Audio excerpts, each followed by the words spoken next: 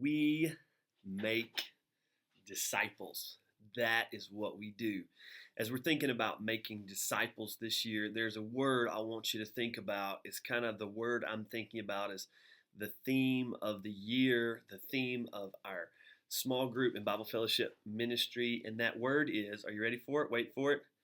Community. Community. Community, at its most simplest definition, is simply doing life together, doing life with other people. I think it is more important today than perhaps ever in society. If you look into the Bible, you see so many times when it tells us that we need one another. God made us for community. He made Adam this wonderful helper named Eve and gave them the first community. In the Bible, he tells us the danger of isolating ourselves and not being part of community. In Proverbs 18:1, it says, "Whoever isolates himself seeks his own desire. He breaks against all sound judgment." So this year, I want you to think about how in your Bible fellowship class you can create community. Think about what Jesus did when he called his disciples. He actually lived with his disciples and walked with his disciples. It seems like until recently, community was just part of survival. It was part of life. You had to be with other people to survive. But in the suburbs, we live in our isolated worlds. We shut our garage doors, and it is so easy, even on Sundays, to spend a little bit of time with people and to not really interact with them.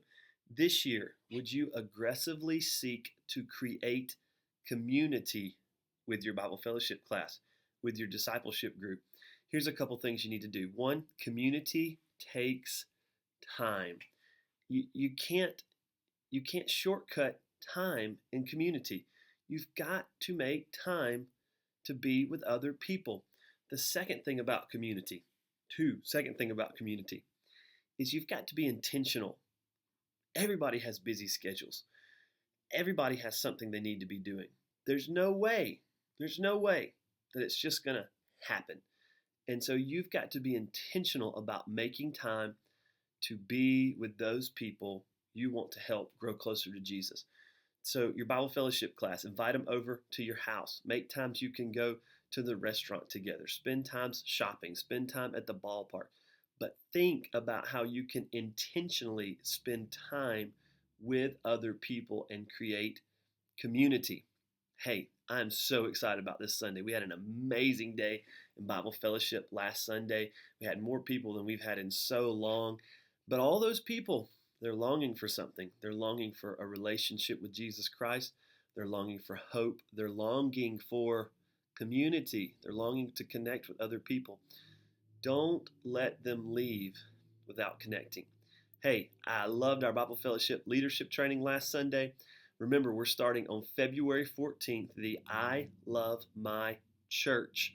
4 weeks of Bible Fellowship you can't miss. Week 1, we're eating in homes. Now is the time that you should be contacting your class leadership and have them schedule certain members of the class to come over to their home. And remember, make sure you have somebody that's willing to host visitors that day on February 14th. And then the next week, we're talking about I Love Changed Lives. You're identifying 2 or 3 Bible Fellowship members that would be willing to share their testimony. Week 3, we love our neighbors. We are intentionally focusing on inviting our neighbors to our Bible Fellowship class. And the final week, we love the mission. You need to be thinking about what is your class going to do to advance the mission of Jesus Christ here locally in the community as a class. Hey, I love you. Can't wait to see you. We make disciples.